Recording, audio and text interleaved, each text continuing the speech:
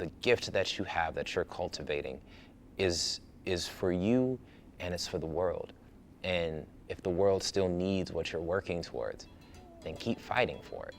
And if you still need what you're working for, keep fighting for it.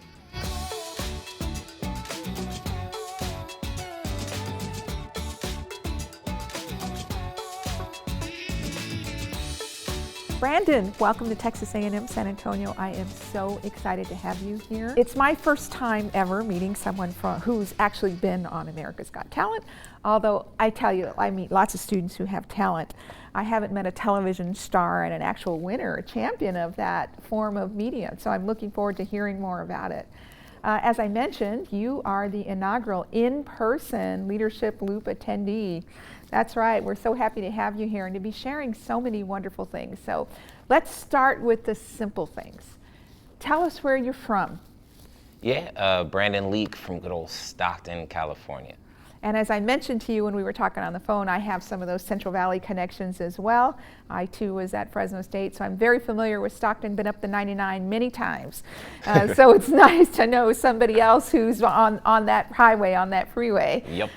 And here in Texas, it's been kind of crazy the last, week after the freeze. We're filming this right after the freeze. And being on the freeway a couple days ago reminded me of being on the 99 because there are bazillion 18-wheelers out there right now trying to deliver all your food needs and goods and gasoline and everything back to the community. So Brandon, we're talking with students today. That's our primary audience. Students who aspire to be leaders. Many are first-generation students. You know, when we look at somebody like you, Brandon, we think, this guy was born on top, he's making it look easy. Tell me about your journey. Yeah, I mean, where to start? So I guess I'll give it the blanket statement and then give some specifics Sure. to fill in the gaps. So born and raised in a single parent household, fortunate enough to have like a grandpa, grandma, and an uncle involved and rooted into this scenario as well. In a impoverished community in which, you know, like food, desert, lack of community resources, over-policing, high crime rate, things to that nature. First person in my family to go to college and graduate from there, and then first entrepreneur in my family in the regard of what I'm doing now. And the gaps in between are filled with a lot of beautiful highs, a lot of tremendous lows, from loss of family like my sister, my brother, my grandfather, to highs of like, you know, being able to find self in a myriad of different fashions, from the faith in which I carry to the art in which I display and create, to the relationship building that I've done in my community and the philanthropy work that I'm continuing to do now.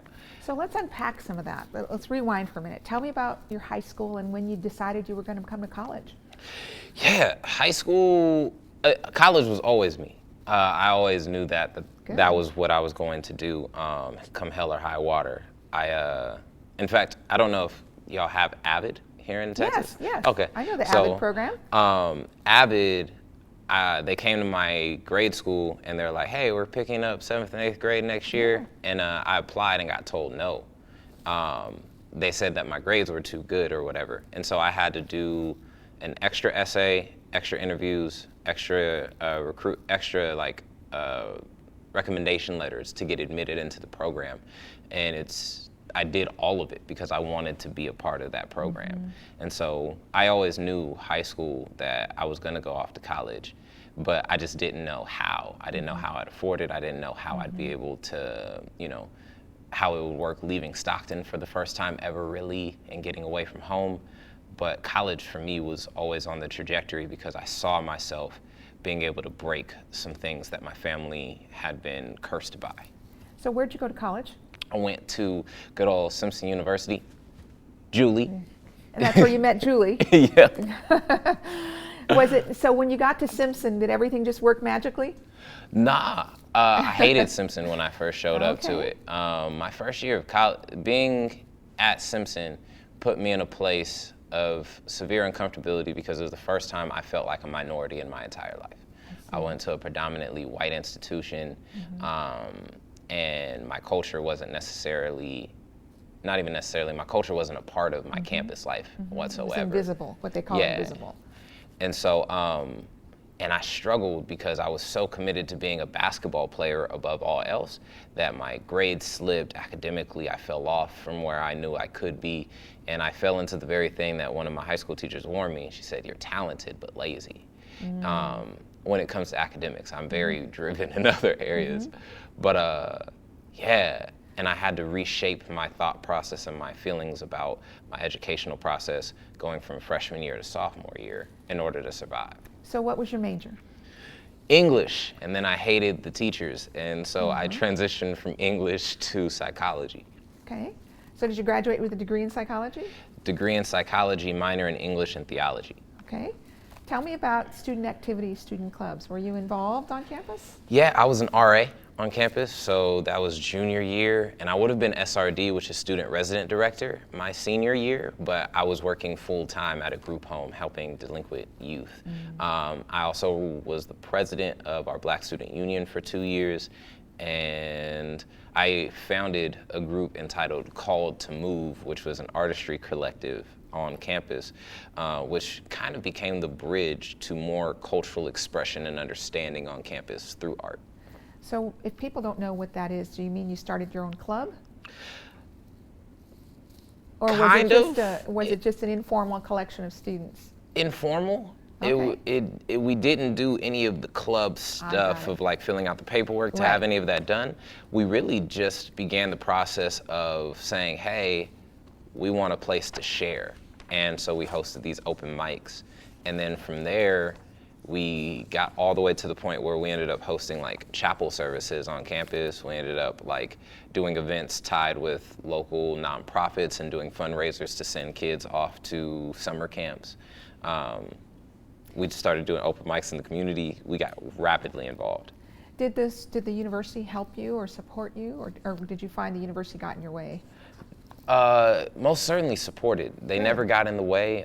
They supported by continuing to grant us free space to be able to do what we wanted, give us audio equipment when we would need it. I think the only thing that ever really got in the way was the older mindsets of some of the people about the ways in which we would share our art in conflict with social issues that weren't very popular to talk about at that place or at that time. So let me just go back a minute or two. When you had a class that you said you didn't care for your English teachers, how did you deal with that? Because every student occasionally gets a faculty member that either they don't connect with, they don't understand why they have to take the course, they don't understand how they're going to get through it. How did you navigate that experience? So my experience in terms of the English department wasn't that they were bad people. Sure. The guy just sounded like the old Visine commercial man. And he would read all the time in class, and I would fall asleep out of boredom. And so being so bored in the class, it made me question whether or not this was something I wanted for myself anymore. So I pressed through until the point where I said, you know what, this isn't what I'm called to. I went to my counselor, switched classes. I still passed that class. I finished it because I knew that this was going to be on my, transcript or whatever. Right. My advice to anybody who's having difficulties with either a teacher or just the class or the material, persevere. Genuinely. If it becomes like a matter of like ethical issue, then bring that to some superiors and have that dialogue. But if it's just about the class being boring, you not liking the material or things of that nature, persevere through. Because in the regular world outside of a classroom, you'll have coworkers you hate or don't like. You'll have bosses who you're not, super fond of. There'll be a lot more blockades. Yeah, it'll be a good coping mechanism or a good way to think about that. Yep. So you did graduate. 2014. 2014. You're a young graduate, I like to say. What did you do? What did the diploma do for you? What did it give you that you didn't have before? Nothing. I think the beauty of a lot of scenarios for me was I would go into life-changing scenarios expecting them to shift who I was, and they didn't. They just further pulled out more of who I was. They didn't change me. They didn't shift me. Same thing with winning America's Got Talent. Like I thought that I would feel a lot different after the show, and I never did. I just was the same person with more access to stuff that I always wanted to do. Well, that's very humbling. So when you became a teacher, if I remember correctly, Yep. and an academic advisor? Yes, so I became a teacher and academic advisor after a very tumultuous time after graduation. So to tie these two questions together. Yeah, okay. Tell me what happened after graduation day. Yeah. Okay, wait. Let me back up. Who was with you on graduation day? Graduation day was my current girlfriend at the time, my mom, my uncle, and like pretty much my whole family. And then 2 months after graduating, I had bought an engagement ring, and 2 weeks after that, we broke up. Okay. And then I lost my apartment, lost my job, and I was forced to move back home into a bedroom with my little brother who's 14 years younger than me. And so I had this really expensive degree and not the prototypical route to success I imagined, but those things taught me lessons along the way to build me to now. Because becoming a teacher, I was able to talk to my students about what it meant to hit rock bottom and how to be able to fight through it. I was able to talk to the students in which I was academically advising about the journey that I had both collegiately and post-college and say, hey, not everybody's road to success gets paved in gold. Some of it is paved in lead, and you got to deal with the heat that comes off of it, but you're better for it. So how did you get from being a teacher? Were you a part-time advisor? Were you working both jobs? Or how did you navigate from going from high school? You were a high school teacher, correct? Yep. To working at a university or college? Yeah, so I went to community college, Delta College, shout out to the Mustangs in good old Stockton.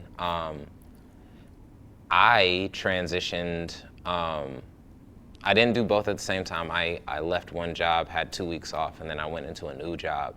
But the reason why I transitioned was because I was having a daughter.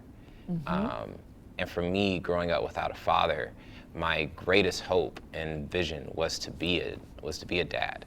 And I knew that being an educator is something in which comes home with you. I don't get the chance to just leave work at work. And being an academic advisor, I got the chance to just leave work at work. When I shut down my computer at 5 p.m., it was done. There was no more work for me to do at the house, and I just got to be dad. And that's what I wanted. Now, different girlfriend, wife, right? Yes, wife. Okay, wonderful. And how old is your baby? She will be 1 at the end of this week, so technically February 29th. Oh, awesome. So how did you get from Delta College to America's Got Talent? And tell me a little bit about your art and what inspired you on that program. Because I watched I all your appreciate great the support. Yes. So I had tried out for America's Got Talent in 2017 and got told no. And this was my first year ever teaching. I was teaching at a charter school. And then after that, I ended up going on tour for a year. I did 150 shows over the course of 10 months, went to New Zealand, Canada, Mexico, and like 36 states. And then my wife got pregnant, then I went to teaching, and then I transitioned to Delta. I auditioned for America's Got Talent while I was still teaching. I took a day off work, drove down to LA, and did the audition, got a call back like 2 weeks later, and they said, hey, you'll be coming to see us in March, or coming to see us in March. And so while I was an academic advisor at this point, I got a phone call from the producer of the show, and he said, hey, so with COVID rising, you have to be here tomorrow. You were supposed to be here Monday, but we need you here tomorrow on Saturday.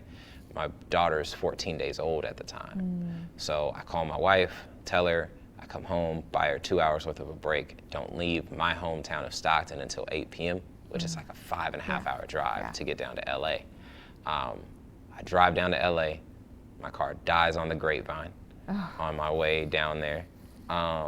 For anybody who's never been through the Grapevine, it's like a grapevine. It's a windy road that comes up a mountain and comes down into the valley, the other side of the valley. It connects two valleys.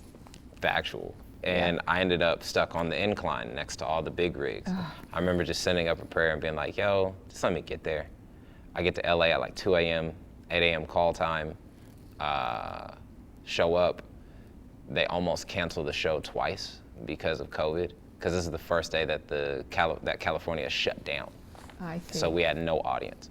And then I remember doing an interview like this, and the camera person leaves, comes back, and then starts wrapping up all the cameras right in front of me and says, "Good luck," and walks off. And I thought that they had canceled everything, but they didn't, fortunately.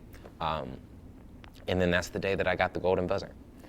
Yes, I saw that from one of the judges. Tell us what that means. Yeah, so good old Howie hit his golden buzzer, which means that I got the chance to skip around. I went straight to live television, which was a beautiful blessing.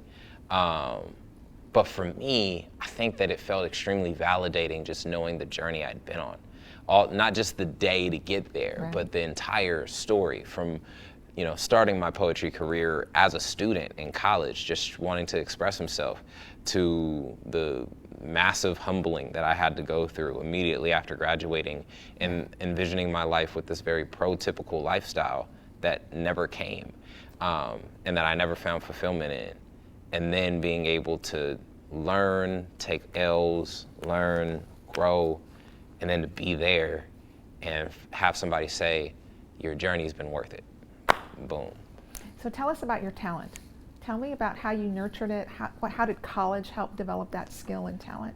Yeah, so I always have done spoken word, and for anybody who's wondering what spoken word is, it's a combination of poetry and theater is my definition of it. It's literary art meets stage presence, the ability to convey it in an impactful and meaningful way.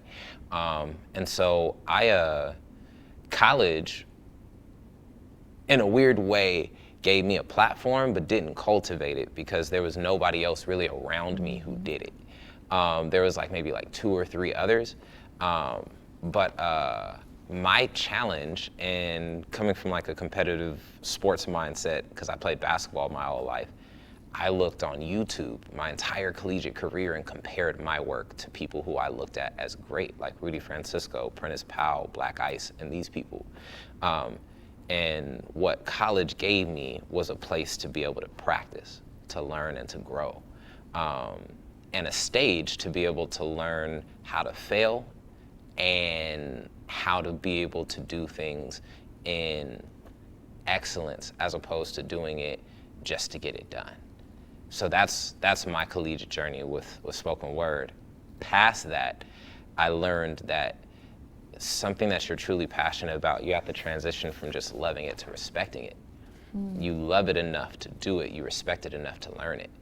I studied other artists, I studied other art forms like battle rap, as egregious as it can be and really ridiculing as it can be.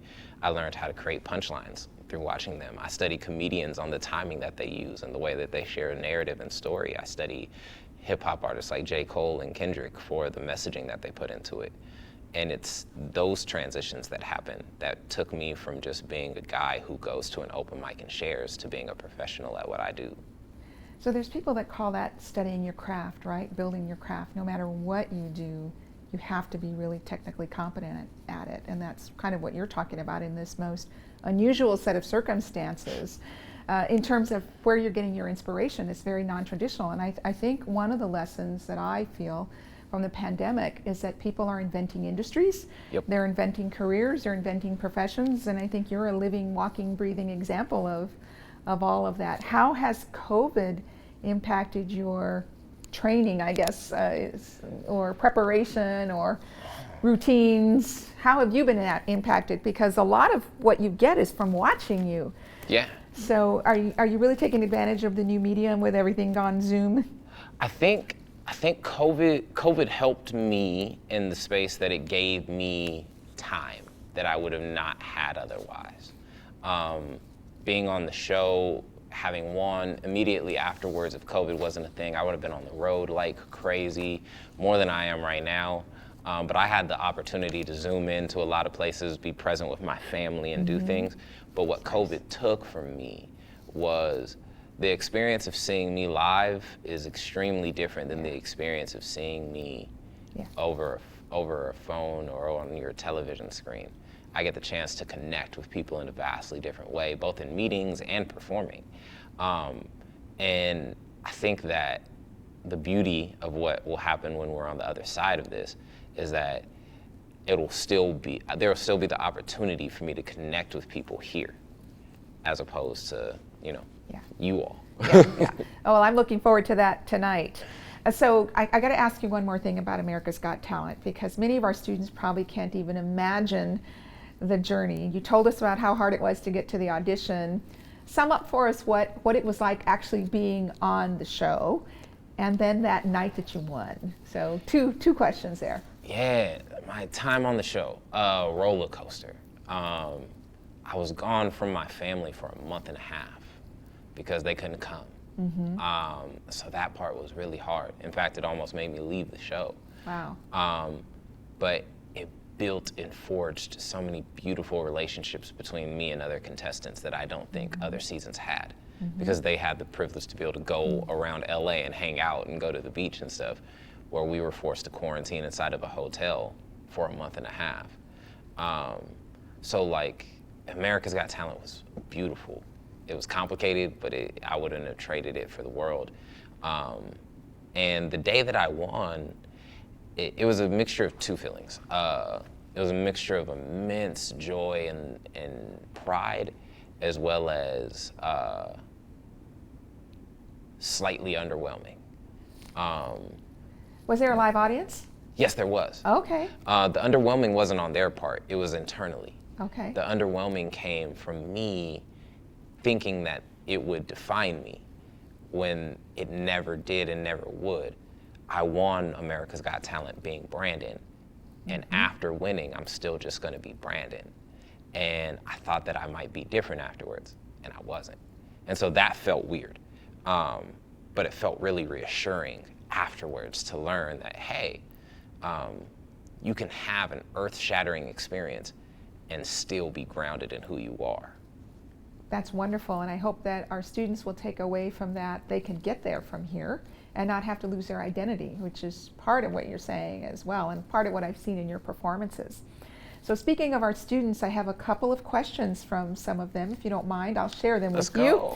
So Jules says, hi, my name is Julianne Garcia. I am a senior at A&M San Antonio, and my question for Brandon Leake is, right now I am in an entrepreneurship class, and we learn that the number one thing that stops us from our creativity is fear.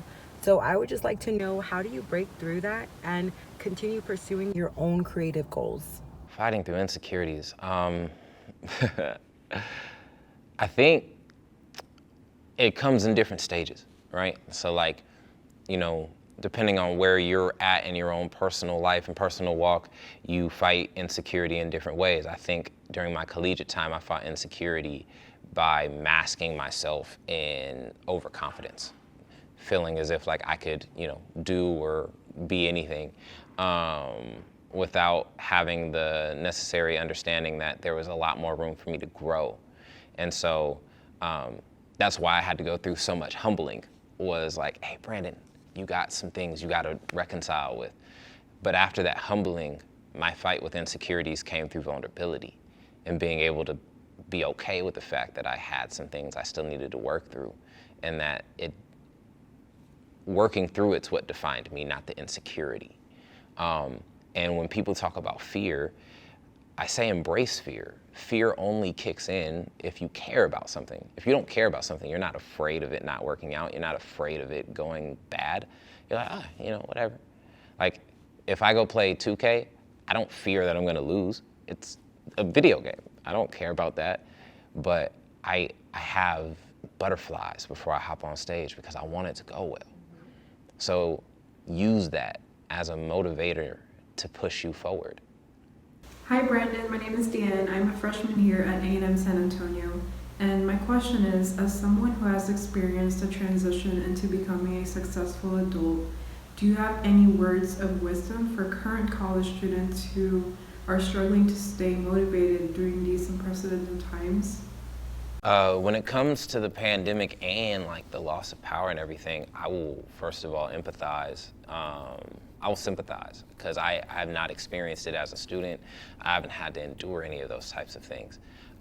So I can't put myself in anybody else's shoes and understand how they're having to fight on a daily basis, because online school is meant for a very specific population.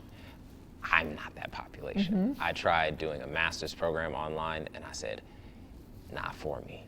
And so for those who are trying to continue the good fight of trying to get to the other side of this and towards their dreams and their visions, I would encourage them by saying, remember your why on a consistent basis. Remind yourself of it. It's easy to lose track of it and be like, well, like, is this even important? Yes, it was important enough for you to go here and spend however much money it costs to be here. And It's a great value. you know what I mean? I'm like, and it's a great value that you're adding to your life. And whether or not it's you going out to the community to do service work from the degree that you get, whether it be you being able, well, actually, inevitably, all of the labor that we do is in service to others. Remember that the gift that you have, that you're cultivating, is for you and it's for the world. And if the world still needs what you're working towards, then keep fighting for it. And if you still need what you're working for, keep fighting for it. So for the President's Leadership class, do you see yourself as a leader? Sure. I would, by default, you know. I think more than that, though, I like the idea of being an everyday person. I like the idea of just being a normal guy who's done extraordinary work, because it shows that you don't have to be unique to be extraordinary. So what's next for you? What do you hope to do next? I know your journey's just getting started. As a recent college graduate, you still have a lot of days ahead of you. Yeah, prayerfully, you know, I hope to live a long life, God willing. Legally, there are some things I can't talk about because of contractual stuff, but the stuff I can talk about, I plan on opening a grocery store in my hometown to help rectify the food desert that I grew up in. I plan to open a gym next to that grocery store for the sake of being able to bring healthier food and healthier lifestyle to an impoverished community that otherwise would never have access to it. I look forward to getting back into Stockton schools once we're back in full swing and running my poetry workshops with their students and their after-school programs and publishing 15,000 kids in the next year. So there's lots of mobile media apps now for watching anything you want to see. Yep. Might we see you on one of those? You know, Disney Plus, Hulu, ESPN, Netflix, HBO Hopefully. Max, any of those out there that I know you can't reveal anything. Hopefully, Hopefully. If one of them gives me a call back. Okay. Okay, so you're still pushing forward, right? Oh yeah, the career is going to continue to happen. I'm directing a short film actually that's going to debut in September. Where? So Stockton gets its first viewing because that's the hometown, and then we're taking it to film festivals around the world. So I would probably say the world will get it in December, after I put a lot of miles and miles on the body and a lot of swiping of this credit What's the card. film about? It's entitled Complexity. It's a metaphor for the experience of Black people with Christianity. And I would say what the metaphor is, but you got to watch the movie. Okay, maybe I'll invite you back, Brandon. Yo, It's part we can do a viewing here at the school. Yes, It'll be a whole fun time. We'll do a viewing with the BSU. We have a Black Student Union as well. That would be fun, wouldn't it? That'd be great. We're going to take a quick break to get to know a former student. My name is Zachary Frankowiak. I graduated in December 2020 from A&M San Antonio with a degree in International Business Management. So I went to East Central High School, which, I mean, in the name, I'm pretty sure you know where it's located in San Antonio, you know, East Central. So when I graduated high school, I had received news that my best friend's little cousin was diagnosed with ALO, which is acute lymphoblastic leukemia. And so really the family's one goal was to just make the rest of her childhood as best as I could. And so they invited me to go to Tucson, Arizona, which is where she was being treated. And when I got there, which was on a Sunday, like I vividly remember the 13-hour drive through the desert. When I got there, this 8-year-old girl weighed 35 pounds and she was taking 19 doses of morphine to alleviate the pain that she was going through, which is just like insane. My whole objective was just like to prioritize her. So I spent like 12 hours a day in the hospital, you know, because she had moved from Las Vegas. She had abandoned everything she knew as an 8-year-old girl. She had abandoned all her community, all her loved ones, except for her family and her brother, and moved and transitioned their life to Tucson, Arizona, solely for the fact to bet on the fact that she would live. And within 3 days of doing that, she was down to 4 doses of morphine to alleviate her pain, which is just like insane, right? Because like if that was possible, then what else could be possible over an extended period of time? So the doctor actually pulled me aside out of the hospital room, and he like sat me up against the wall and he was like, "Son, whatever you're doing, you got to keep doing more of it, because in my 20 years of being a professional doctor, I've never seen an outside source provide this much impact and swift change in a human being." I took that to heart, man. I took that and ran with it. And I thought to myself, like, what if I could scale this experience? And so I tried to pilot the program here, and that's how it got started. When the nonprofit failed, I sat in my car and I just like I cried, like, because I had spent almost a year doing this, and then I realized, like, it was hard to realize this, but I realized that it failed because of me. It was painful enough for me to A, not want to do it again, but B, for me to get the lesson that I write the script of my life. I understand that there's circumstances that happen that I can't control, but there's so much that I can control, and if I focus on that, then most of the things will be A-okay. For me, that puts it into perspective of how much life, people, my future, and what I do with my time matters. I was president of Delta Chi, the Delta Chi fraternity, and a founding father, and I was Mr. A&M San Antonio for 2019-2020, a member of the men's soccer team, part of the Silver Liners transfer mentorship program, and then when I left the president role, then I was the social media chairman for Delta Chi fraternity. I have so much pride to have graduated from here. This community is so diverse, and it's so culturally rich that you really get what it means to be human here. Like, yes, I got my degree, and yes, I have the credentials now, but even more than that, the people that I met, that lasts longer than the impact of the credentials. That's what I learned from this campus. So Brandon, tell me a little bit about your inspiration. Where does it come from? Life experience. I take things that I see, things that are around me, whether it be other people's art, things that I've endured, things that I see happening in the world, and my writing is how I make sense of it all.